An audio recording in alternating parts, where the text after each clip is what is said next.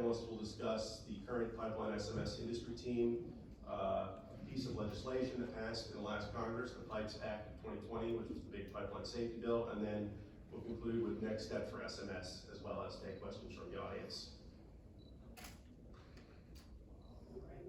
So I think I'm up first to kind of give a little background on the RP 1173, and then definitely welcome the panelists to weigh into on your experience and how the stuff's been going since it started. So like Zach mentioned, had the opportunity to work for the American Petroleum Institute, or API, in DC a few years ago.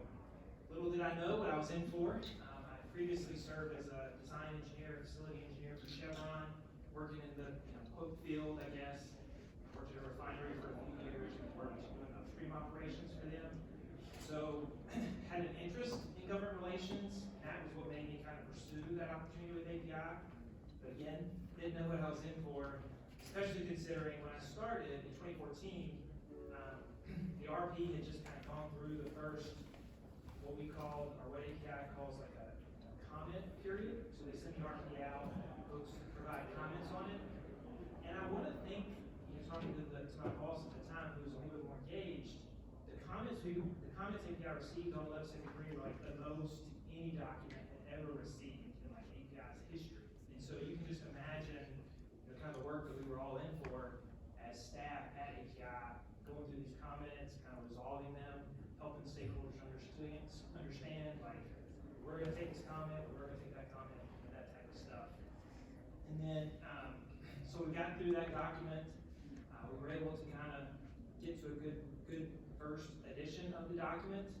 And then I was joking with these guys earlier, the members of API, just like a lot of y'all are as contractors, a lot of the other operators are asking, what do we do now?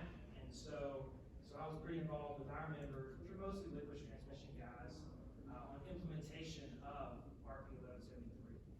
And so that was a fun process, just kind of figuring out like, how do we execute this document? How do we implement it?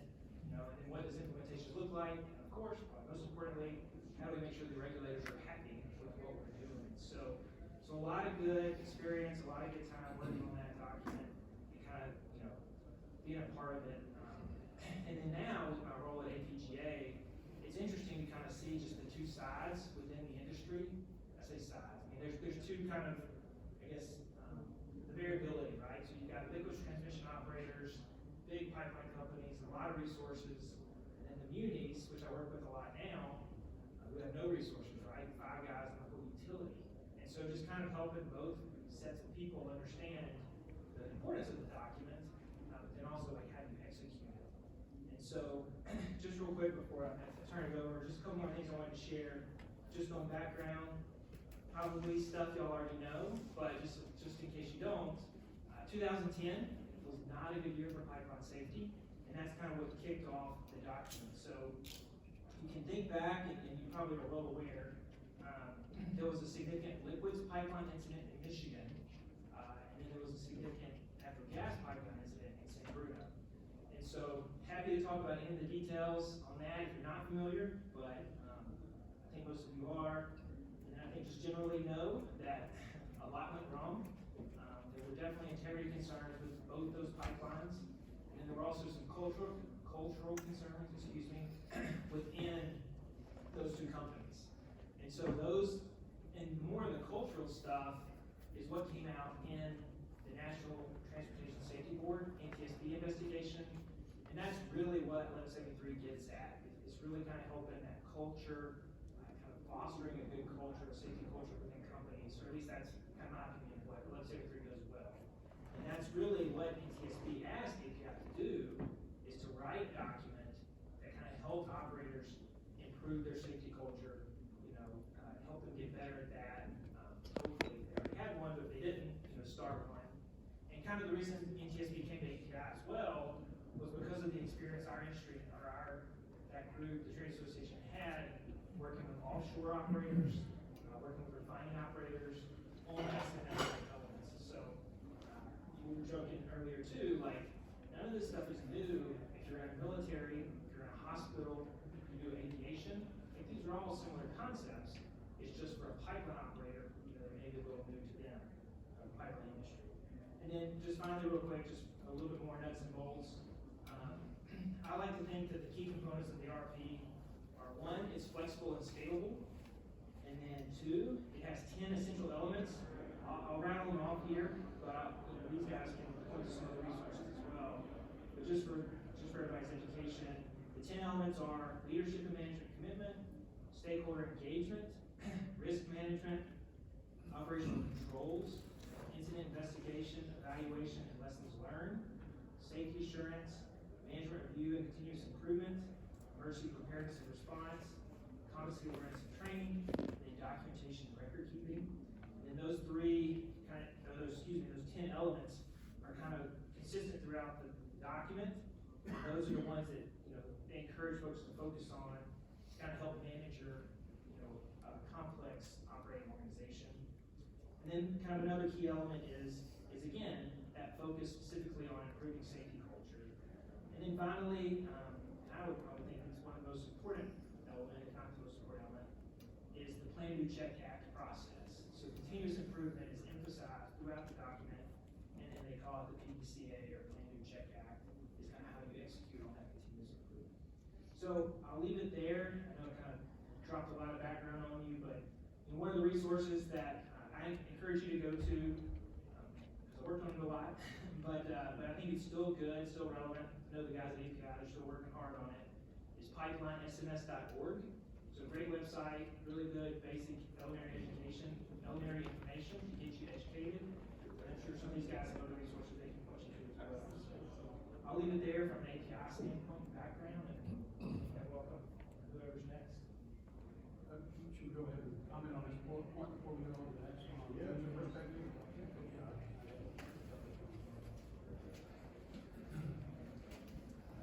So, just to kind of add to what Stu was saying, I mean, really, PSMS is intended to be, it's a management system approach to managing risk and continual improvement in how you do things. I mean, I've always looked at it as, being an auditor for decades, I look at it as contemporary business management practice being introduced to the pipeline industry, okay? And the whole notion of continuous improvement, whereby you identify key performance indicators and are able to actually capture data and then measure your progress, it's essential, okay? The other point I wanted to make with PSMS is, in order for it to be effective, it's got to be intentional. Management has to buy into it. It is a holistic approach, and it requires intentionality by all involved, and it starts at the top. If leadership doesn't embrace it, chances are it's not going to work. So, just a thought. Jesus and name. Yeah, I was going to, so we kind of step back for a minute and reflect on what Stuart mentioned. So the notion of a safety management system for the pipeline industry, what we're talking about, has its roots in catastrophic pipeline failures that go back to 2010. And the NTSB takes the lead in investigating transportation-related incidents, which the transportation of liquids and gas falls into that category in addition to airplanes and railroads. They said, look to other industries that have safety management systems that have been beneficial to them, whether it's the nuclear world, the aviation industry, or the chemical industry, and apply that to the pipeline industry. So those are some dots that I wanted to connect. And with most things in the pipeline space, when you have an incident, that triggers, when you have a catastrophic pipeline incident, that triggers a lot of regulatory change. That's typically, you look at the Pipes Act, you look at any of those, it's a result of a big failure that then drove regulation. The notion of a safety management system currently is not mandatory. NTSB made the recommendations. This framework was developed, created. The pipeline operators, utilities are implementing it. result of that, it's having a cascading effect into contractors, us in the room, that perform work for these utilities. So you're seeing that pull, if you will. But part of the dialogue also is that this is a real opportunity to leverage a framework to provide a framework for better results. Because safety is good business. Safety is a key dimension relative to our performance, and identifying the risks and implementing those. So that's, and we'll talk more about how contractors are going about the implementation of a safety management system. What does it mean to us relative to this framework? So that's part of the dialogue that we want to have. Yeah, just to add to that, you might wonder, like, well, how does contractors kind of play a role in that? Because the lead into this conversation is about the ESMS being for the pipeline operator companies. Then we talk about culture, and we talk about top down. Well, we are in that web, right? And so to really get a good culture, you have to touch everybody. And so, getting the contractors to align with the operators, to align with the industry as a whole, that's where you build that culture. And to the points that were just made, this is a really good time to kind of get in line as we move forward here. But that's how we're involved.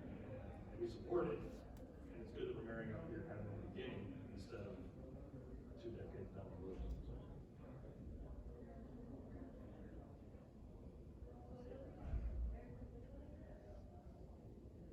Oh, okay. Are we gonna go over PHMSA or? Let's talk the SMS at 10,000 feet, if you all right. Oh, okay, sure. So, we just skipped over, yeah, we're supposed to go over, for example, the PHMSA perspective and the NAPSA perspective, evolution. Well, let me go ahead and start off here with, SMS at 10,000 foot unit. And so, safety of a pipeline system begins long before it's put in the ground. Okay, it starts off with materials manufacturing, material design, engineering, materials handling, construction activities, inspection, everything that goes along with putting a pipeline in the ground. Okay, all of those things have an impact on the ultimate safety of a pipeline. It also involves the safety culture. We talked about that a little bit before. And the SMS in safety culture, part of that is to address some of the indicators, positive and negative safety culture indicators that exist out there, such as normalization teams. An organization needs to have controls in place to make sure that what they want to have happen happens, and that boots on the ground guy's been doing the same thing for 30 years. There's a new procedure comes out, and I don't want to do it that way. I know how to do it this way. This is the way I've been doing it for 30 years, and that's the way I'm going to keep doing it.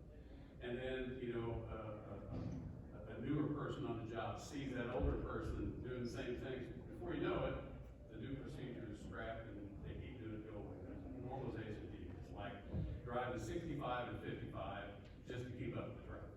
Okay.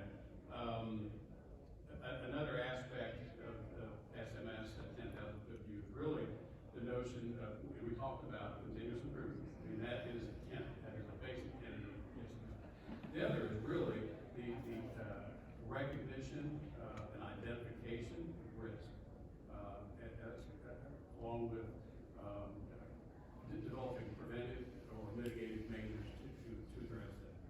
So, what started off with, the incidents in San Bruno and Michigan, which led to PSMS. There was another document that came out, I'm going to talk about a little bit further on, but it deals with quality management construction of a pipeline. Okay, and the notion, I think it's mentioned up there, bathtub curve. I'm not sure where we are. Okay, so I don't know, can I say show of hands, who all's heard of the bathtub curve? Okay, good. So, pipeline failure failures, all right, tend to happen at the very beginning of the pipeline's life. You know, within a year of its installation, you're gonna find either material deficiencies or construction failures. Something's gone wrong and the pipeline fails in a short period of time, okay? So you look at an axis like this, okay? First year, you got a lot of instances. Then all of a sudden, that curve flattens out and the pipeline is stable for a good number of years. And then towards the end of its life, because of time-related issues, it starts to fail again. So you have this bathtub curve type of effect. Like I said, we'll talk about this later on, but quality management is key, I think, for this organization, and there are a couple more recommended practices out there. And we're also going to talk about the DCA, ABCA paper that was developed regarding pipeline construction safety management systems. But if I will, I'm not sure where this lies in the slide deck, Zach, but I did want to talk a little bit about where is this in the slide deck as far as PHMSA perspective and do back one and switch to that. Okay. So I'm going to jump forward with the NAPSR perspective.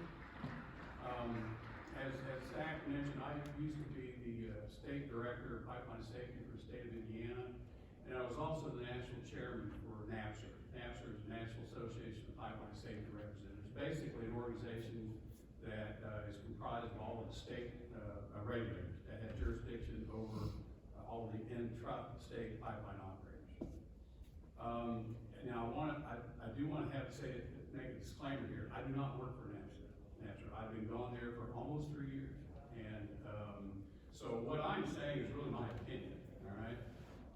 So in 2015, when 1173 was first published, I can tell you that there weren't a lot of state regulators that lined up in support of 1173.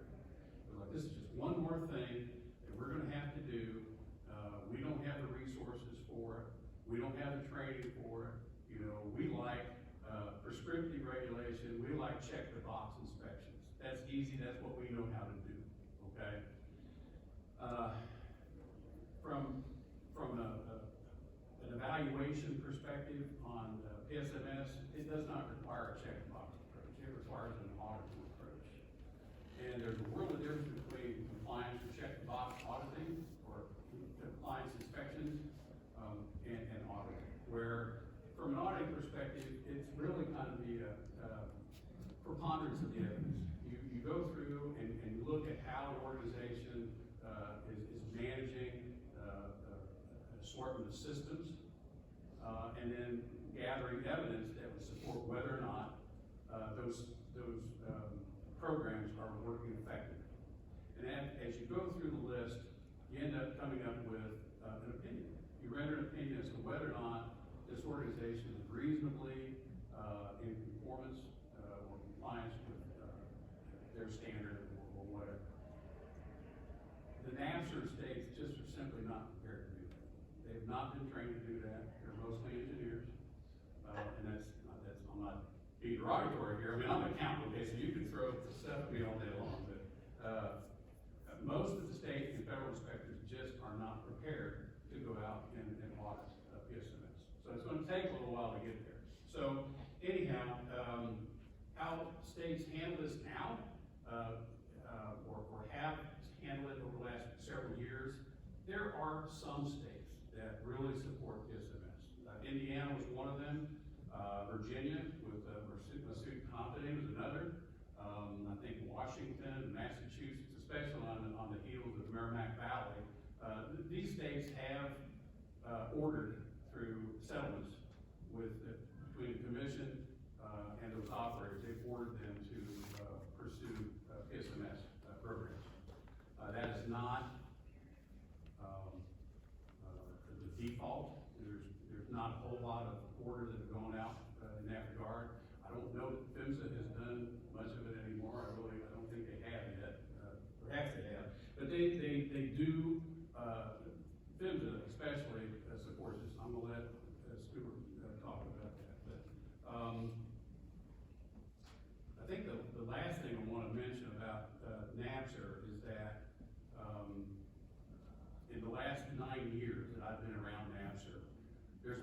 be changing the guard. I went out to their, website and was looking at a list of all the state representatives, or state program directors. And, frankly, I didn't recognize 25% of it. There's been so much turnover. So the old guard, with NAPSR were the, individuals that really weren't bought into SMS. I think the new, program directors are in full support of it and are in lockstep with them. So. Yeah, I think you covered a lot on the PHMSA perspective, Steve, so thanks for that. And there's a couple more things I want to touch on. We talk about the PIPES Act later on, but just for now, I'll share that. I shook my head no. I do think PHMSA did have in a corrective action order some elements of SMS for the operator to implement. So I don't think it was outright implement 1173, but there were definitely some elements. So it is a tool, I guess if you want to call it that, that the regulator is looking at as possibly using in corrective action orders. So they definitely are very supportive of it and want to see it implemented. And so I think from an industry perspective, from an operator perspective, especially, we prefer for them not to mandate it. And I think if you get, maybe not public, but if you get the assistant administrator, Alan Mayberry, he's assistant administrator, I think that's his title.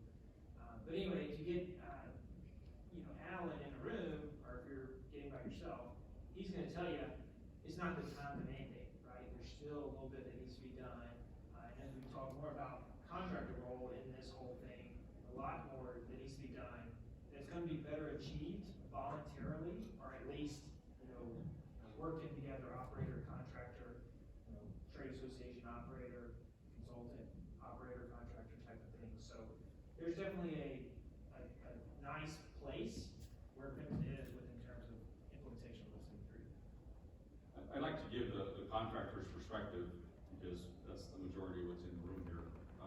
And while it's not mandatory from PHMSA to utilities, what is taking place is as utilities implement the safety management system within their respective organizations, and they extend the concepts of the safety management system to contractors, indirectly, if you want to work for that utility, you will have to bring and formalize certain things within your organization to be responsive to that utility, or else you're not going to do work for them. Okay? So I'm not going to use the word mandatory, but indirectly, it's something that definitely we are seeing utilities across the U.S. as they implement it within their respective organizations, cascade it down to contractors. Now, as a contractor, you're not starting from zero, because we do have employee safety programs. We also have quality management systems. We also have environmental programs. And this is the opportunity to start bringing those together against this API framework or the standard that the respective utilities are putting forward. So we talked a lot about API, what's in the history. So just from that 10,000 point view, can you raise your hand if you got a pretty good idea of that 10,000 view what it is? Beautiful. So I'll give you NiSource's perspective, or Columbia Gas. What it is process safety. You all have personal safety programs. You all do really well as your personal safety programs. When NiSource took this look and we did gap analysis, we knew that our contract partners, they were already doing 90 to 95% of it, because their personal safety programs had covered it. What really this is, and luckily, I got the API guy to confirm it, because I've been reading through it and implementing over the last 2 years, but what it is it's process safety. It's working PDCA. If you've taken a Six Sigma class or something, you've seen it before. But the best way that I like to think about it is you look at your processes, not your personal safety. And then, has anyone raised your hand if you tried to put diesel in your car? I have. You can't do it. nozzle bigger, then it'll fit in the car. Thank God, or I'd have to buy a new car. But it's really taking that instance and putting it into your processes. So it's saying process safety. I'm risk scoring these activities. How do I prevent that? How do I make sure that it can't go wrong, and how do we close that gap? So really, when you think about this and you think about the requirements we talk about, the API, everything, think in your head, how do I look at process safety differently than personal safety? And how do I do that? And being from NiSource, we have to look at process safety. We've had how many incidences of that? From our leadership and our perspective, 0. And then just to finish my high overview, one thing that we ask our contractors is this. Really, when we're looking at this, we want to get you a different, we talk about culture, mindset. We want your people in the field to ask themselves 2 questions. What is the worst thing that can go wrong today that I haven't thought of? I haven't thought of it. If I'm working on a low pressure system, what's the worst thing that can go wrong today? And then we've learned as we've gone through this, we're trying to mature our program, we're trying to see what we're doing. A lot of times, we're at that 90 to 95% there, but we have a lack of imagination. We had no creativity for what could happen that day. We asked ourselves that, but nobody took the 10 minutes to sit down and be creative with the risks that were on us. So I hope that helps, and I hope it lets you know, here's where we're trying to move it. It's process safety. We've done a good job of personal safety. And that's why we're asking our contract partners, because Jesus, you hit on it. I mean, 90% of our construction is with our contract partners. I think we only do 5 to 10% internal. So it's a huge piece that we need to engage you, and it is required to work on our footprint over the next couple of years. It will be part of our bid packages. It will be part of our everything because we have to. So I hope that helps and lets you know it's coming. And that helps that 10,000 foot view. Before we keep talking about the view from 10,000 feet, does anyone want to add anything more about the evolution of the PSMS team? I'll just say real quick, I think one of the valuable evolutions is that now the contractors are involved. When we first started, it was definitely, frankly, it was a liquids transmission thing when we first started API, and then now, fortunately for the leadership at API, both within internal as well as the operators that recognize, there's more stakeholders in this, right? There's definitely some push from PHMSA. Don't forget about the distribution guys, don't forget about the gas transmission. And I would say, on their own, they kind of engage the contractor partners, but some of you guys may be able to share a little more on that, so I think that's probably one thing I'd talk about that. Yeah, from the contractor side of things, that is accurate, is we've been engaged, probably mostly out of necessity, because we want to go to work for owner companies, but also, we are almost there, right? And so it is the process part of it. It's putting the formwork, or kind of the framework, I should say, and just kind of hardening up, which we already do. And we probably just do that naturally to some extent, but there's also some details in there, to Ryan's point, where you mastered 95% of it. It's that other 5% that we really need to hone in and make it a true system, right? Or a true process. And so, as we become engaged, we give a new perspective to the owner company. We're the contractor side. So the contractor has a much different responsibility than the company that's going to maintain this facility for the next several decades, right? So we're here, we're building it. We have our scope of work, and we have our hazards, and we have what we're worried about. But that has to fit into and be able to be handed off to the system that exists after the contractor leaves site and we go on to the next project. And so finding that balance is the trick, but is also the goal. And so that 95%, we ran a gap analysis, just like we set up here 10 times already, and we are right there. We have 85, 95, whatever percent it is, it's very close to meeting the mark in just what we do every single day. The trick is to find that last 5%, but also make it marry up with an owner company, such as NiSource. But then the real trick is, and I think there's probably more conversation to come, is the trick is, as the contractor, now I have a SMS process for, say, Michael's Corporation. So we have one, it meets the mark, it passes the sniff test, the audit says it's good. We go work for NiSource, it works great. We go to the next owner company, and they wanna see a couple different things. Okay, well now our program is 95% of the way there again. And so we kind of start all over, and we try to satisfy that contract. And then we get that one good, and now we go to a third owner company, we want to bid work over there. We're just a couple things short again. And so now, kind of in the background, and this is where the conversation I think will probably end up naturally anyway, but in the background, as a contractor, I'm maintaining 3 programs to satisfy 3 customers, right? And that's not the intent of it, and so that's what we're trying to kind of, it's part of this panel discussion, it's part of the relationships we have with the different organizations, is to not allow that to happen.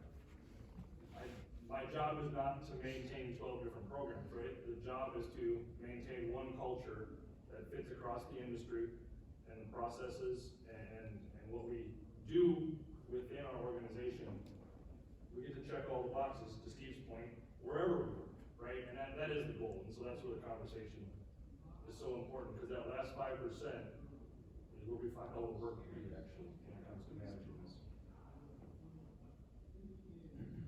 So, moving back to PSMS from 10,000 feet, Nate, I'm just gonna ask you to keep going with this, because you've already touched on it a little bit, talking about the voluntary nature of PSMS for stakeholders. Yeah, so Jesus hit on it a little bit. I mean, it is voluntary, but, you know, at times too, it's a little bit voluntold, which is okay. But from a contractor perspective, we wanna be on the property, we must comply. Well, we wanna be on the property, which means we're gonna comply. And so that's kind of what that voluntary turns into, not a mandate, because I don't try to stay away from that word, but voluntold is probably the best way to say that. It's an expectation to be on property, and that's where we're moving to. So in doing that, kind of what I ended with here previously, is we don't wanna end up with 10 different PSMS programs to work for 10 different owner companies, you know, and how we navigate that, I don't know. I mean, we have a good relationship with Ryan and NiSource, and that's going fine, and I'm sure it will continue to go fine. But there's, you know, 100 different Ryans out there that 1,000 different contractors are trying to go work for. So as you can imagine, the complexity that will likely bring into the conversation. And so getting kind of a hard template, which we have in place that everyone can agree on, so we can all work towards a common goal, will then get what we're after, which is an industry that follows the same culture and has the same idea of what safety really is around pipeline. If I may, and this is probably the 500-pound gorilla in the room. What you want to avoid is a repeated OQ, where you go in, you have, you know, a zillion different requirements from a gazillion different operators regarding your OQ. That's not efficient, that's not effective. So I think, you know, last night we all went out to dinner and we were talking about a term that was used on the panel discussion yesterday. It's called either cooperative or collaborative advocacy.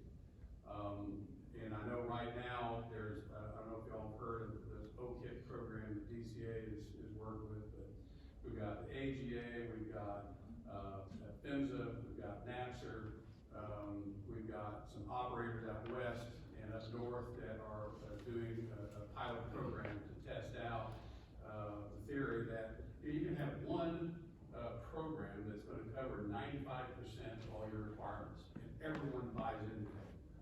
The sincere hope is that we, with this template that Nate and others have developed through DCA and APCA, that will be adopted. Because I think at the end of the day, it's going to be better for all parties. So again, get back to this whole collaborative sort of advocacy, and we all pull the same direction. And frankly, I was telling Rob Darden last night at dinner, you know, as a contractor community, you know, all of the infrastructure work that's about to commence, you know, with environmental concerns and global warming and so on and so forth. As a country, we're not going to get there without you guys. You know, you guys collectively have a very, very strong, powerful voice. Now, you can close your ears here.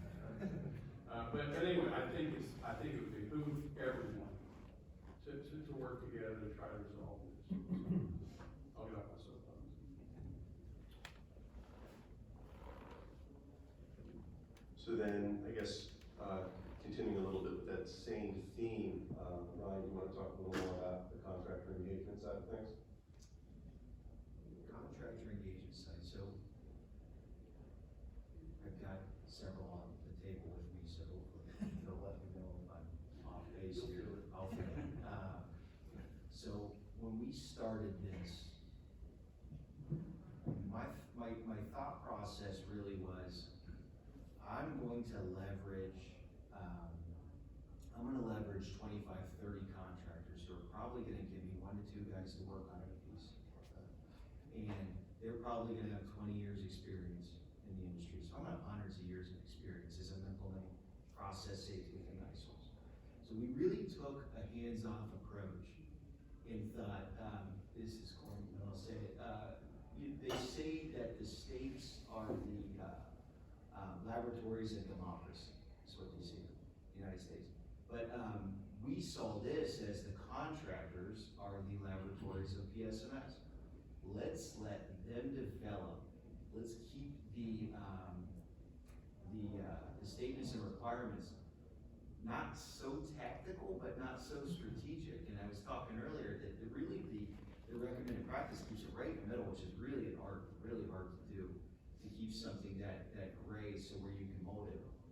But we wanted to meet with our contract partners and let them come back and provide us.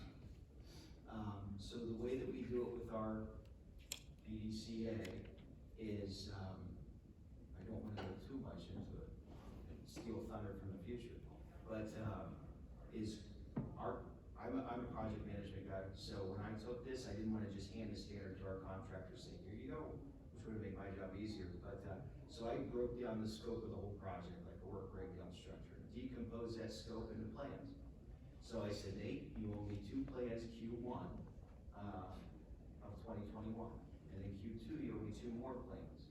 And there's 7 plans, there's governance, communication, and it breaks that standard down and decomposes that scope so you can see it. You're not just overwhelmed looking at these 200 requirements. So we give those plans out to them. They write what they're doing, they write what their plan is, and they write the way that they believe that they can address this and fix this issue. So plans submitted. At the end of this month, we'll have them all approved. There's obviously, it's not completely quantitative. You can't, it's gonna be up to the person grading, but we really wanna make sure they're addressed. Once those are submitted, at the end of the year, you get something called a cultural survey. And what I like to say is, we don't want that survey to be, do I hate my boss?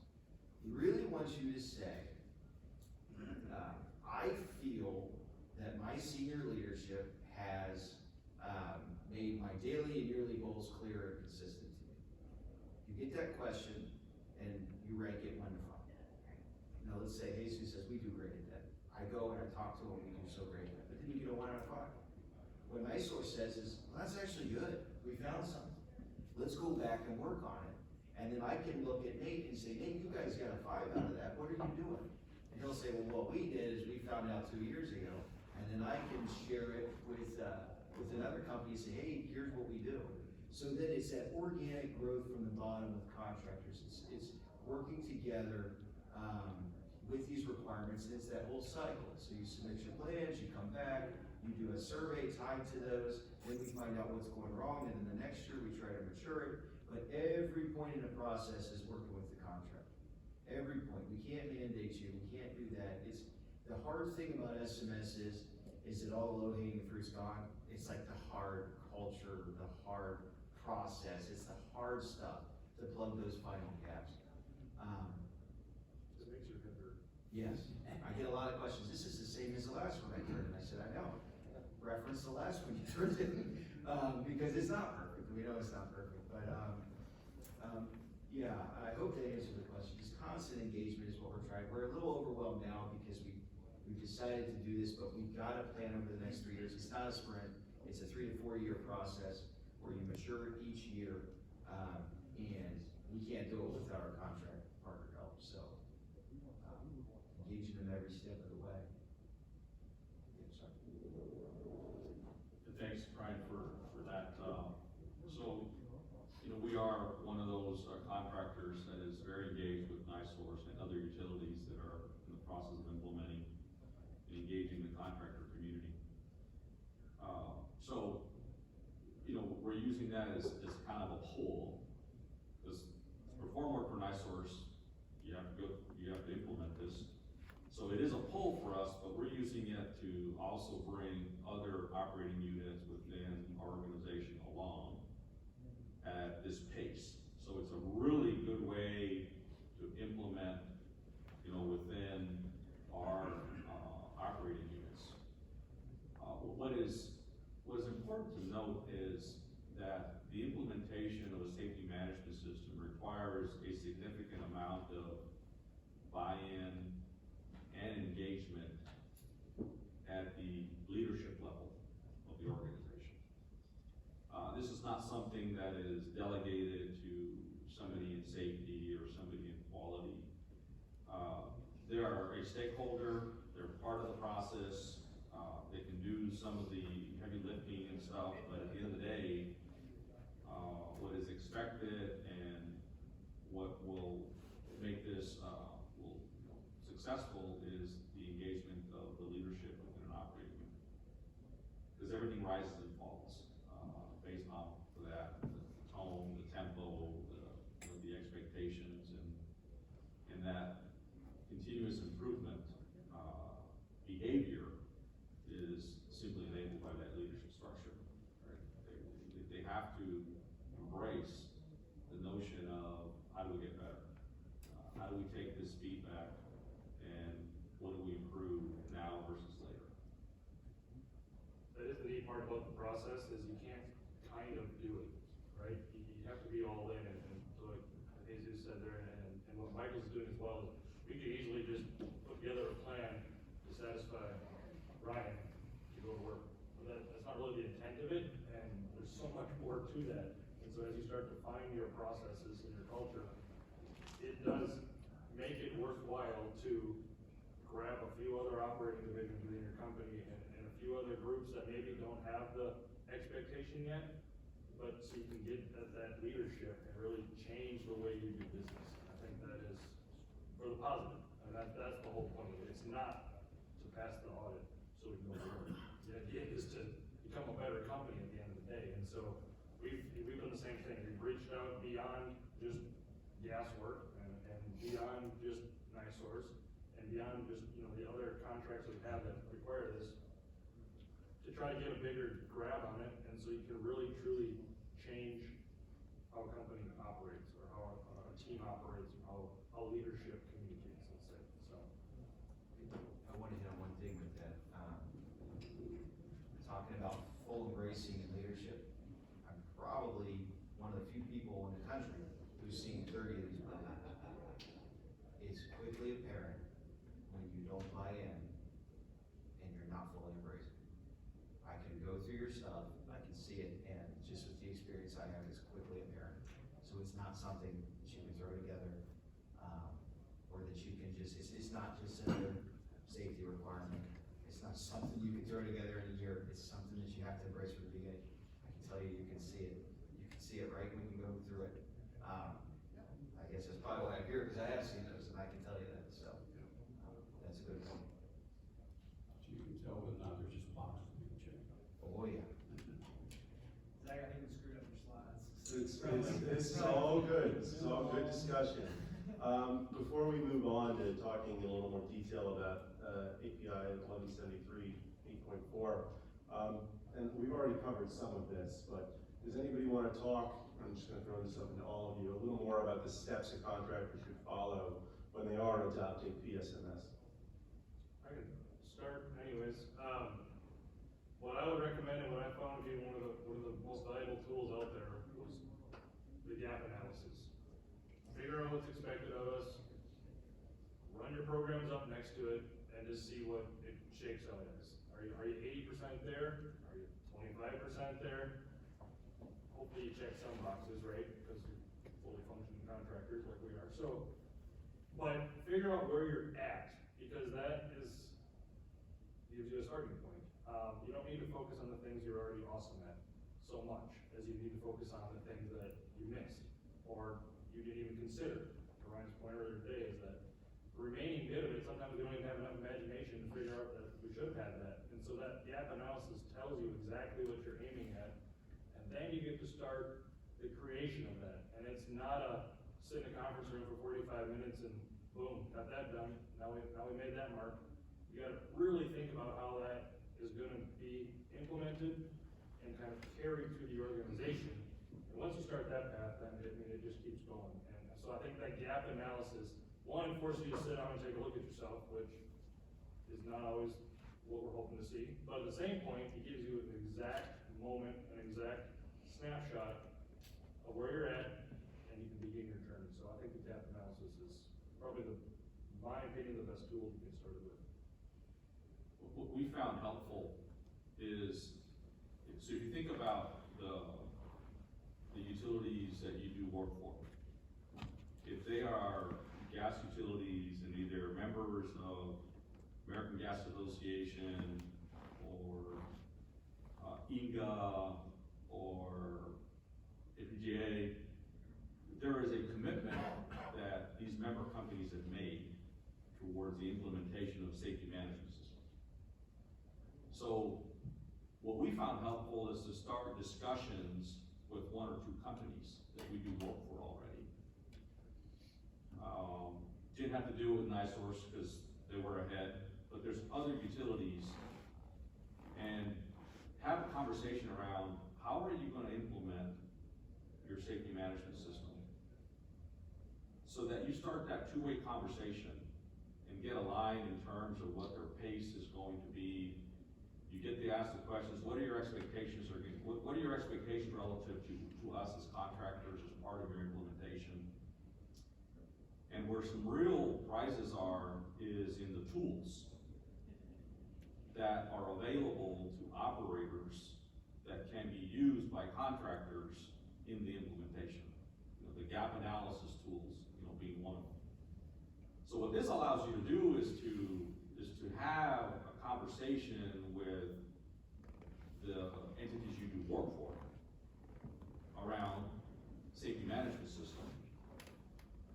Gets you aligned on expectations, on their pace, and then it allows you to have a conversation around the tools that can be used. They're using, well, can we use those?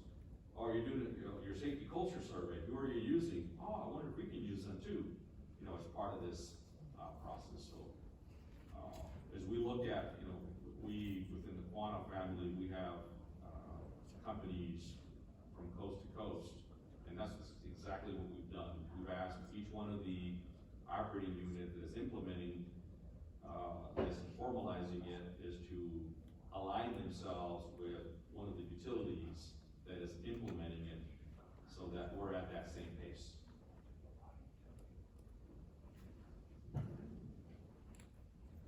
So switching gears a little bit, and Steve, Ryan, or Stuart, whoever wants to take this can start. Let's talk a little bit about 1173, section 8.4. So, I brought some visual aids, right? So to begin with, this right here is API RP 1173. It's not a heavy read, it's pretty straightforward. So you can go out on pipelinesms.org, and there's a hyperlink where you can go and view a read-only copy of 1173. Okay? So you see it's not a big document to begin with. But section 8.4 that talks about contractor engagement, that's it right there. That is it. There's not much to it, and I think you can see up there what some of the requirements are about communication and defining responsibility and incorporating lessons learned, training and orientation on safety policies, evaluating performance, communicating risks at the work site, and management of change procedures. Not a whole lot, all right? Frankly, and I know we're gonna talk about this in just a little bit, but there's much more to the story than that. As I alluded to earlier, the notion of pipeline safety, the asset safety, begins with quality. Before it's installed, before it's even designed, quality management is key, all right? So there are other documents out there there that tie, quality management and pipeline safety management systems together. And we're gonna talk about that here a little bit. I've got some more visual aids, but I'm not gonna show them to you just yet. But anyhow, you know, panelists here have talked about how contractors should engage, with their operators, and I agree with, everything, that's been said. With one, well, not even an exception, but I wanna point out that, yes, you guys are doing an awful lot of the things that are, being required, all right? But, and I can tell you, because I do some work for, you know, some contractors that are doing some work for NISOR, okay? Helping them with their plans. I can tell you that, yeah, you might be doing something, but you gotta write it down. You gotta document it. You gotta have it in a plan. You have to have a plan moving forward. And I don't know if you've been around many, state or federal regulators, but there's an old rule, if you don't write it down, you didn't do it, okay? So, and then the operators of the world, the NISORs of the world, you know, ultimately are gonna come in and they're gonna audit your plan. They're gonna evaluate, they wanna see whether or not you're doing what you say you're doing. If you don't have it written down, you know, you fail. So, that's a recommendation and observation. You know, from the 1173 perspective, I showed you how much was in the document, okay? Every API standard or recommended practice goes through a 5-year review cycle. That 5-year review cycle, was up, last summer. And are you on the SMS, industry team, are you the delegate, or you're the delegate? Dave and I are. Okay, you both did, okay. So, and I don't know, maybe you want to speak to this as far, okay, so anyway, the group has gotten together to look at 1173 to see, is there any holy cow sort of changes that need to be made to the document? And if so, then I think you all are gonna talk about it and determine whether or not you're gonna redo it, or you're gonna edit it, okay? I've been engaged with Stuart and Eric Perella and others at the APGA to look at it from their perspective. I have personal perspectives on things that need to be changed with 1173. I've been around it since before it was published. One of the big things as it relates to this discussion is section 8.4. There's just simply not enough there, you know. And so recently, it was mentioned that now all of a sudden, the contractor community is now participating on the industry team with the AGAs and the INGAs and the APGAs and so on and so forth. And I think there's an interesting statement that was made that prior to contractors being engaged, said, you know, if you don't have a seat at the table, you're likely on the menu.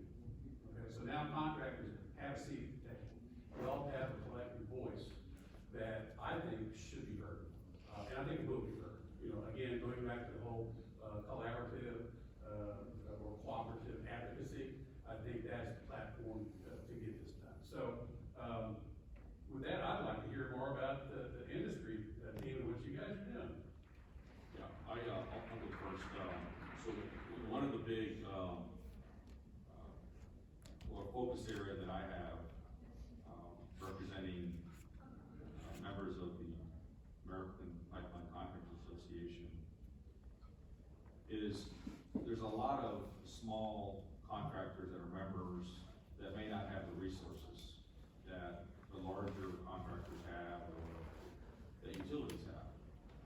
So, you know, part of what I'm scratching at is to make tools available, make resources available that are currently available to member companies of API or EGA or AGAs, make those available to contractors so that they can be leveraged and used, because some may not have the resources to do it. Here lately, the discussion has been around is how do we get more input from contractors as this standard gets revised. How do we open up the voice of the contractor community, who then Nate and I can represent on this steering team? So those are two key areas that I'm personally focused on. Yeah, just to add a little bit to that, to Steve's point, the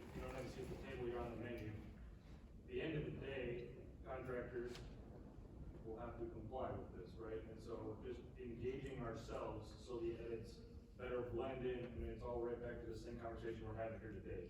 The idea is just have a communication and be involved, so the voice is heard, but also at the same time, it ends up at a place where we can all agree on and in alignment, because that is the goal.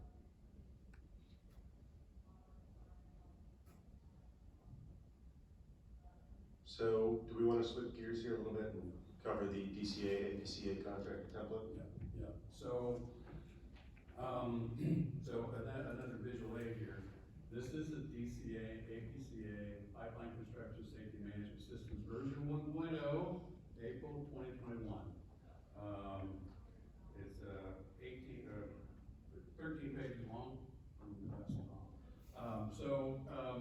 I'm not sure who all was engaged with the DCA and the APCA on this. I know I was engaged with Evan Wyman. He ran it past me several times, and I had some comments and some observations. But in essence, this document is a combination of three separate documents. The first one being, as I showed you earlier, API RP 1173, Pipeline Safety Management Systems, which has 234 shall statements in it, broken down into 10 elements, all right? And this was written specifically for operators, okay? The second document is another API recommended practice. It's 1177, which is a recommended practice for steel pipeline construction quality management. Now, as I said earlier, talking about the bathtub curve and how you have a significant number of failures during the first year of the pipeline's operation. Okay, back in 2007, 2008, you know, this country went through an awful, large, a lot of growth in pipeline construction activities, all right? And during that time, PHMSA started seeing more and more and more defects, pressure test failures, failures of the pipeline within the first year of installation. So they contracted, I think in 2012, with a contractor, DNV, to perform a study to determine or develop some sort of quality management standards or practices for pipeline construction, okay? And they came out with a document in 2015. And that document in 2015 then was passed on to the American Petroleum Institute, which that document heavily informed the development of RP 1177, which is right here. Much thicker document, okay? And if y'all are interested, I can send you some information. Here's a little brochure on 1177. It's all about quality management systems and incorporates a lot of the aspects or criteria of 1173, where it really focuses on risk, you know, identifies what are the activities in a construction process that can have a negative effect on the pipeline itself, okay? So what are those things, and what can we do, what are the controls we can put in place to prevent or mitigate, you know, those bad things from happening, okay? So that's the second document that was considered in development of the DCA APCA template. The third document was a document that came out in 2016. It was a American Gas Association white paper on contractor construction quality management, okay? And I gotta get my glasses on here so I don't mess up. But anyway, that particular white paper goes through a whole host of different things regarding quality management, and is broken down into several sections. One is project initiation, which includes things like, you know, establishing responsibilities, making sure you have all the right permits, verify training and qualification of the workers, drug and alcohol testing, change management, and a whole host of different aspects related to that part of 1177 project initiation. The next one is project preparation, which talks about site safety plans. A lot of this stuff you guys already do, okay? Site safety plans, job briefings, material controls, handling of material, and so on and so forth. The next one is inspections. The third one is documentation, and the last one is performance measurement. Now, I specifically want to point out on performance measurement, you know, continuous improvement is, you know, a key tenet of 1173, all right? And it talks about, okay, identifying those key performance indicators that have data associated with them that you can track and monitor and go through the whole plan, do, check, act process. Well, 1177 provides a list of, I don't know, probably 15 or 20 different KPIs related to pipeline construction practices. Okay, so you take all three of those documents and you put them in a blender, hit puree, and pour it out, and that's what you have. You have the DCA, APCA, Pipeline Construction Safety Management Systems document. Back to a question asked earlier about what are the first steps that a contractor might want to consider. I think one of your first steps would be reading this document and asking questions about this document. The other one might be go ahead and read those other three documents. It's not a heavy read, but certainly read 1173 because you're going to get a lot of it. There's a lot to take away from just reading the document to get a sense for what it has to say. All right, but I think that this document that DCA and APCA put together is perhaps it should be, I think, part of the solution to avoiding another OQ problem. So I don't know. That's what I've got on that. So I'd be curious to see what the rest of the panelists think about that document. I'll just say real quick, just a little more insight on 1177. I was part of that team. But yeah, and it was a very robust team. I can't remember exactly who the contractors were, but there were definitely a handful of them that were involved and very vocal in the development of that document. So I agree, it's a good document. But when it first went out for ballot to get comments on it, the main comment we got, and really we thought we were done. But when we went out for ballot, they said there's no PDCA in here, there's no SMS elements in here. Like, what are y'all doing? Because it was so that whatever philosophy or 1173 was so prevalent in the industry that the stakeholders that were reviewing it wanted it in 1177. So we kind of had to go back and make sure that all those SMS elements that were in 1173 were kind of appropriately put in 1177. So yeah, so there's definitely a lot of interlinking there on purpose. So we'll definitely see that. Does anyone else have any other comments on the template? Well, since OQ was mentioned, Rose and Jesus, and anybody else, of course, feel free to comment. How do we avoid the portability problem? Yeah, so I think it starts with conversation and dialogue with the respective utilities and other key stakeholders, that they understand the nature of our concern, what it's grounded on, and the things that we can do to avoid this. And there's very tangible examples that we can provide on how this has created significant issues for us on the outfall site that we do not want to duplicate. So I think we're a constant voice in terms of expressing our concerns and then transitioning to what's the compromise here, or what's the problem you're trying to solve, so that maybe we can collectively put forward a constructive solution. But believe me, I understand, because I used to be an operator myself, and I took the approach of, well, if you want to do work for us, this is our system here. And, I see that tendency and that bias. But I think through those actions I'm optimistic, but time will tell. Yeah, I would agree with all that. It's kind of right back to where we started our conversation. We're trying to create something we can all agree on. I think we all have the same goal. It's the how we get there and the mechanics behind it.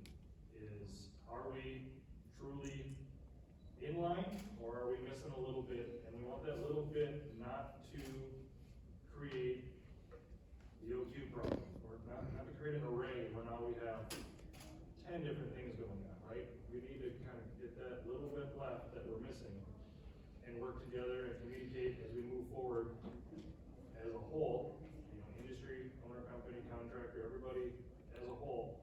So we end up in that spot we're all aiming for,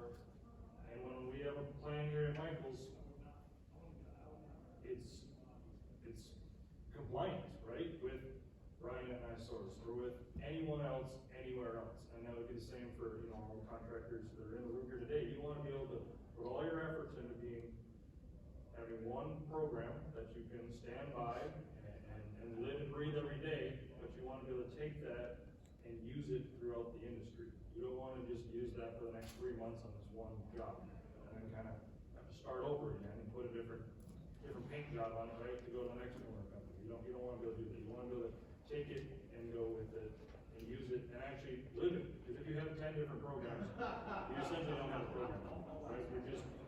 You're in the business of essentially dispatch, right? You take this one here, you put it over there, this doesn't fit, that one kind of fits.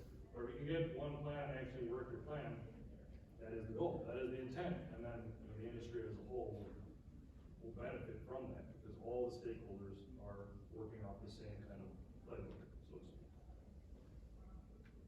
What I will say too is, we're trying to facilitate this as hard as we can, working with our peers.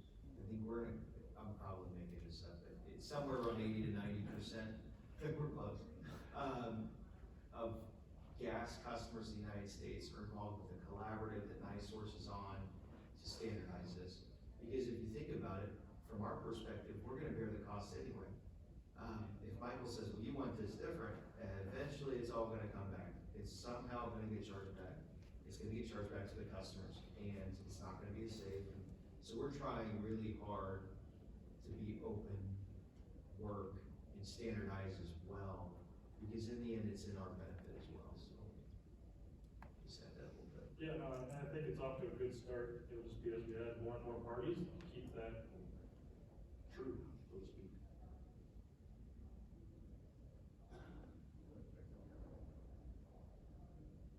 Does anyone else want to comment a little more about their experiences in the field with this? I can just tell you that, we're just getting into it, right? Really a full implementation. As we've said here a couple times, it doesn't take weeks, it takes years. And so we're in it. I have a few individuals that work with me at Michael's, and we work with Ryan, obviously, a lot. And it's working through those plans. We've done the gap analysis. We know where we're missing a little bit. We need a formal plan. Just to Steve's point, if you don't write it down, it doesn't happen. Well, those 10 elements, I think anyone in the room here could say, yeah, we do that. And they say, well, how? Show me. Well, that's where all the work starts. Because we do share things, we do talk things, and we do have accountability. But where, and how, and who? And so we're trying to put all those little bullets and points and really make that a fluid document to capture what we already do, but also to take a look at ourselves and figure like, well, we actually don't do that very good. So then you get to take that off the table and not only get your plan right, but you have to go make a change in your organization, and that's where the legwork comes in. And so we're just getting into that now. Honestly, we're like probably anybody else in the room. We think we're just about there, but we're not. Like, we have lots of work ahead of us to really get this to be a formal process and really hit the true mark of the intent of the SMS. So let's switch gears here just a little bit. We've talked about how, for the time being, SMS is largely a voluntary, to an extent, industry-driven process. But there are a lot of questions I know about the regulatory status and questions about what might come with that. So Stuart, I'm going to throw it over to you to discuss where things are going in Washington around SMS right now. Yeah, no, I think everybody left because they knew this was coming, maybe. It's a great topic about what's happening in Washington. I wish I could say what is happening some days, but anyway, I do know some stuff about SMS because it's already happened. So last Christmas time, end of the year last year, the PIPES Act passed as a part of what they call the omnibus bill, and so just everything passed, basically because they had to. But anyway, there was one SMS provision in the PIPES Act, and just real quick, your civics lesson for today. So, Department of Transportation has the Pipeline Hazardous Material Safety Administration, which has the Office of Pipeline Safety. And so every 3 to 5 years, obviously you need money to run, so the Office of Pipeline Safety has to go to Congress and say, hey, can you reauthorize us as an agency? And in doing so, give us money. And Congress is like, sure, we'll do that, but give you money, we want you to do these things. And so one of the things that Congress said you must do to get the evaluate report on SMS, which from a advocacy standpoint was a win, frankly. I think, we talked about some of the incidents that started 1173. There was also incidents that were influencing the reauthorization, the PIPES Act. And so we were worried that, I would say, in my opinion, of course, that some of those were ill-conceived in terms of, how certain elected officials thought provisions in PIPES Act would correct some of what happened in the incidents that occurred prior to the PIPES Act. And so, again, one of the things they thought would fix the incidents was mandate SMS. And so, yeah, like I said, we thought it was a win that we only had PHMSA responsible for writing a report on implementation status of SMS. And I think too, it was cool to see that PHMSA, they can't obviously lobby Congress because they're a government agency, but publicly they were saying we don't think it's a good time to mandate SMS for the industry at this point, right? Now I think Alan Mayberry would also say that you're one incident away from having SMS mandated, so obviously keep that in the back of your mind. But for the time being, SMS is not mandated, it's not a regulatory requirement. PHMSA just has to do a report on implementation status. And I think for us, representing municipal operators, we were excited to see that there was a caveat within that report that small operators are exempted from that report. So PHMSA is really kind of tracking what the bigger guys are doing, because to Ryan's point, it really is, the big guys represent the large portion of, gas services out there. So if y'all are doing it, the big guys are doing it, the contractors working for the big guys are doing it, you've really got a really good piece of the pie covered.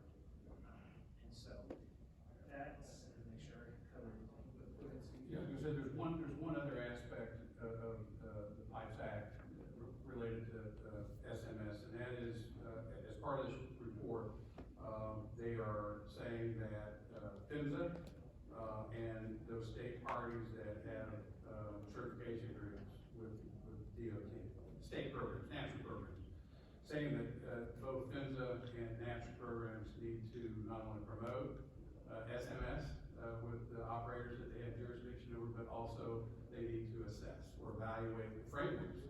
So I spoke with Sue Tahampany last week over in Washington about this, and he's like, that report's due in 2023. He said, I'm not sure how we're gonna get there, but they're gonna get there eventually. So from a contractor perspective, your customers, the operators, their regulators are going to start to promote SMS. Now, most of the operators, I think, like Hazy said, already have statements, supporting that. AGA, APGA, INGA. I think, all of the investor-owned pipelines, I would say they're probably 95% on board with this, and they're moving forward with their journey. But this is coming. This is not a matter of if, this is a matter of when. And I've been kind of preaching up here that I think the contractor community needs to basically be out front with this and help to basically design and script your own future. So.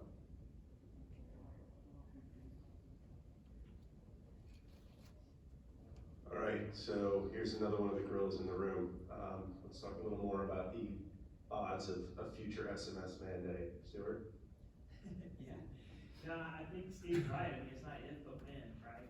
And so I think, who knows when that happens? One of the, I guess maybe because I've worked in the energy industry my whole career, I look more to the offshore industry and kind of their journey when it comes to safety management systems. And so, it's a requirement there for the offshore guys, and they have an RP 75. API actually does an audit. They actually do auditing for the offshore industry as a service, I guess, if you want to call it that. So yeah, I mean, I think that's in the future for sure. When it happens, I don't know. I mean, I think there is a sense at PHMSA that more maturity has to happen. So I don't think it's going to happen, anytime soon. But I would definitely be on the lookout for it. And if you haven't done anything, Steve's point earlier, just read the RP. It gets was just saying, the other kind of wrench in the requirement too is that, yeah, I mean, you know, when you look at the revision of the RP, or when you look at, you know, the team looking at the RP 1173 right now, I have a hard time believing they're just gonna be like, this is still good, keep going. You know, I think there's gonna be some revisions to RP 1173, as it's going through the process. Y'all may have more insight on that. I know from an APGA perspective, we really wanna see delineation between, kind of who needs to do all the requirements versus like if you're a smaller operator, you know, sorry, step on that soapbox again, but if you're a smaller operator, like, do you really need to do all the 234 shalls? Or is there some discrepancy of like how you execute the 234? And so yeah, we'd like to see that in the last RP, if nothing else. And then maybe that takes the shape of like, you serve 20,000 customers, you know, then you do all these elements, or if you serve 20 to 50, you do a certain amount, if you serve less than 20, you do a certain amount. So yeah, when you think about mandating, there's also that, where's the revision play into it? Now, I'd kind of like to opine on the potential future mandate of SMS. Yes, it's gonna be mandated. Now, having been, involved with the rulemaking process with PHMSA and GPAC, I can tell you that the future's not written, all right? The one thing that I sincerely hope does not happen, and this might be contrary to some, is I do not want to see RP 1173 incorporated by reference into the code. We don't need to, as it's currently written, we don't need to have 234 more boxes to check, okay?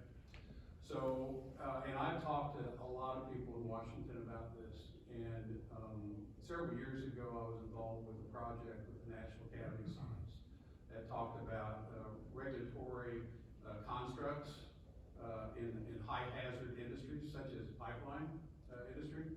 And they, you know, up to that point, everybody talks about two different types of regulation. You have prescriptive regulation and you have performance-based regulation. Well, the National Academy of Science went out and studied this across the globe, okay, different regulatory constructs. And what they came up with was basically a matrix of 4 different types of regulations that you could design. One, okay, and it's all based on micro and macro means or ends. So on this quadrant, you have one quadrant that says micro means regulation, which is purely prescriptive. This is what you need to do, this is how you need to do it. I can tell you from a large, and Jesus, Ryan, you guys can step in here, I think from a larger operator's perspective, they don't want prescriptive regulations. They want performance-based regulations. You tell us, we'll go out and perform, okay? And Stuart, you could probably say from a smaller operator's perspective, they want prescriptive regulations. They don't have the pockets to go out and figure this out. They want to say, tell us what you want us to do and how you want us to do it, all right? So there's a big difference, all right? So that's one quadrant, and that's a micro means. On the opposite corner, you have a macro ends, which is basically a general duty type of regulation. Don't kill people, okay? That's it. Just don't, that's it. And then in between, you have another quadrant that is performance-based, like what we see with integrity management and so on and so forth. But then there's this one quadrant that's macro means type of regulation, which basically incorporates management systems. They're saying, here's kind of what we want you to do. Here's the approach that we want you to take. We're not telling you how to do it or what to do, but generally this is the solution to this regulation. And that's the sweet spot that I think safety management systems resides. So basically, you know, we can take some concepts of 1173 and say, okay, pipeline operators, you need to develop programs that satisfy this set of management systems regulation. And those regulations should likely include involvement with contractors. So I know that's a long-winded response, but yes, it's going to happen. I hope it's not incorporated by reference. I think there are other ways to skin this cat, and I think collectively we can all get there.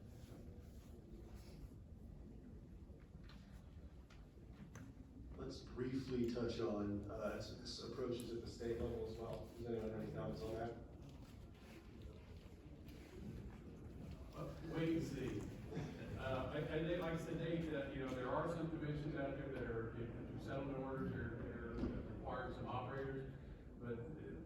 finish that, like I said, last week when I talked to the students, like, we don't know where we're going with that just yet, but ultimately, the states are going to begin promoting and assessing SMS.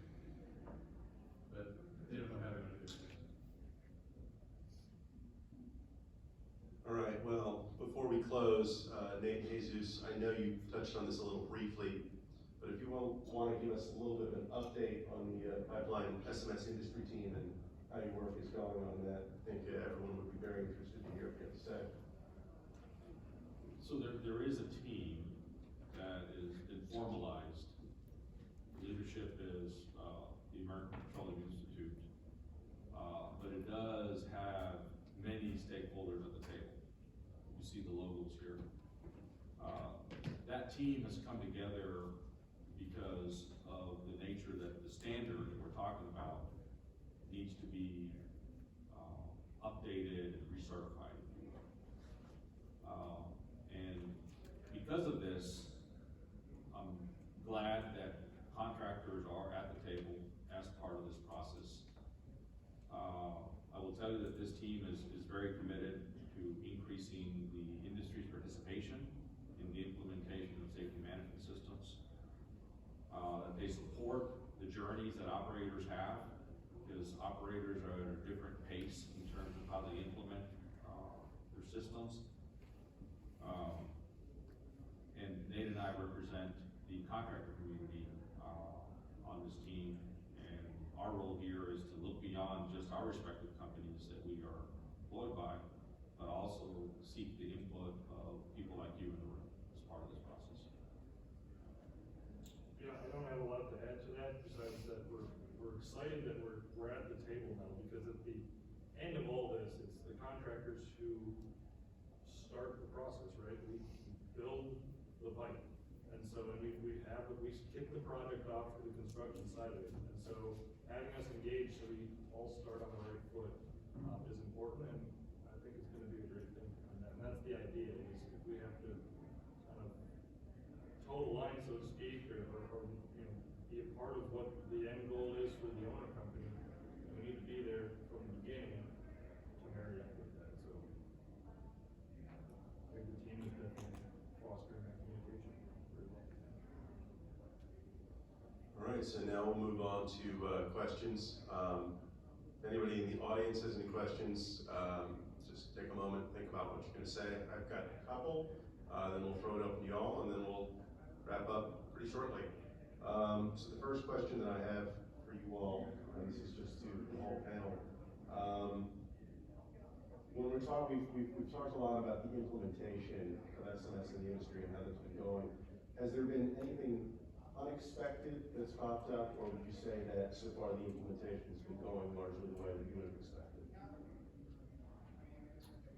I can start with that. So I think, and I don't know if unexpected is the right word, but I think where we got to much quicker than I believed we were gonna get there was finding those couple shortcomings in your gap analysis and how much effort that immediately requires. I didn't think we would get to kind of that point. You know, you do your gap analysis, like, oh, we're 85% of the way there. Mentally, you're kind of like, ooh, already over the hump, but not really, because that last 15% or 10% or whatever it is, that's where the work actually is. And so I think we got, in identifying that, I didn't realize that that would mean you get to work on day one and you carry that through the whole implementation. So I think that was a lesson learned, I guess you would say. And there's no way to do it otherwise, but it caught me off guard to some extent. I think if you go out to the smsindustry.org or pipelinessms.org website, the 2020 annual report is there. And they, within that report, they talk about some of the hurdles or challenges that they've seen. And one of them that really kind of surprised me was not knowing how to get started. That, and then perhaps getting leadership buy-in is another. Since you just mentioned the website, I'm going to kind of ask a follow-up to that. Are there any other resources that contractors can use to learn more and implement SMS? There's a LinkedIn discussion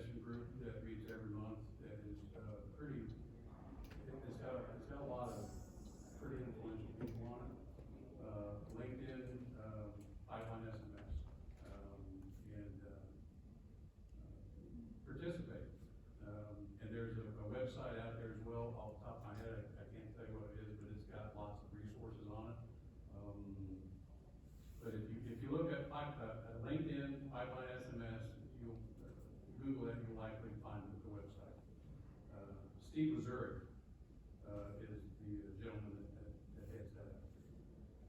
I think these emails, are also resources. Reach out to any of us. Happy to engage in a conversation with you. Does anyone in the audience have any questions they'd like to ask? Okay. Just wondering about, we talked a lot about the pipeline industry. In your opinion, I know we all deal with the pipeline industry, what is the scalability across industries? With my company, they're asking our power division about their SMS program and things like that. So what is the scalability across different industries? I'll tell you that I think it's very scalable. And I'll give you from our company's perspective at Quanta, we are in the process of defining the requirements, if you will, for all Quanta companies that are, 65–70% of our revenue is from those that perform power-related work, transmission lines, substations, that type of work. So the notion of a safety management system very much is scalable across. I will say also, we've started the work with our electric companies, our NIPSCO operating unit. I'm gonna be heading that for the contractors as well, so it will be scaled on that side as well. Whenever we approach 1173, we go through tailoring. So we go through applicable with our partners, so that'll be occurring next month, the next 2 to 3 months with us, so we're doing the same here. And there are other combo gas electric companies that have extended SMS over to their electric side. So yeah, it is very scalable. Any other questions? Okay, seeing none, I'll turn it over to my panelists for any closing thoughts. I haven't been on Facebook, I promise. I'm sitting here taking notes for everyone. I wanted to give an example of a gap, because we talked quite a bit about gaps. So what is a gap? I'll give you a communication plan. You hear communication plan, that's something that we require, part of that breakdown of the total scope. I thought, oh, yeah, we communicate great. What happens if NiSource has a standards change? We're gonna change the standard, we roll it out, our partners say, yep, everybody got it, but somebody's on FMLA. We forgot it, oops, that's a gap. They were gone for 2 weeks, they went back to their crew, they said, hey, welcome back, bud, your OQs are good, but they never found out something important then. So that's a gap, that's something that we highlight. When you go through that communication plan, a lot of what our partners have done is put who's the sender, who's the receiver, what can go wrong, and as they went through that, they thought, yeah, email, but then they said, oh, we're emailing everything. We're doing this, or we've got this gap. And that is a gap. When you go through those, it's simple things where you're like, why didn't I think of that? So I wanted to hit on that. I don't think we could have a panel about PSMS unless we mention cascading failure. So at the end of the day, all this process work is we're gonna cascading failure.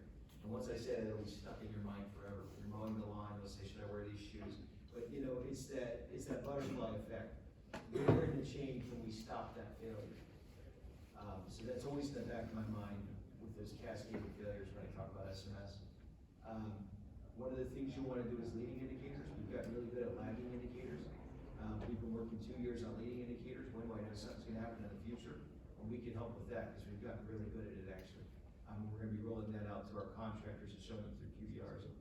And then finally, 2 more. Maturity. You start small, you work big over years with PSMS. But what does the SMS mean to your field personnel? What does it mean to NiSource? What are these requirements? At the end of the day, NiSource is asking our partners, our internal employees, we call it our core 4 responsibilities.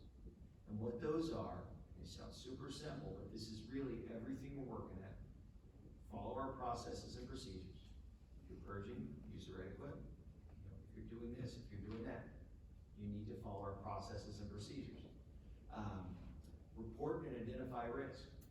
You need a way for your employees to report and identify risk in the field. You can't just say, yeah, we'll fix it now. We've had tons of caps, what we call caps where you submit, and we're gonna go working on those risks. Continuous improvement. So that's the third one. To me, continuous improvement is 5 fighting, complacency. It's not Lean Six Sigma, it's not always this big thing, it's fighting complacency. How do we fight complacency? And our fourth core value is stop work authority. So if you can take those four and start there, your field employees can hit each of those and then you can build up. So those are just the notes that I had that I wanted to hit before we were done.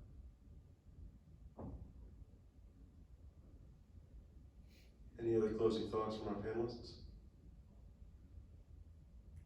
And from a contractor perspective, I guess I would offer up to get started.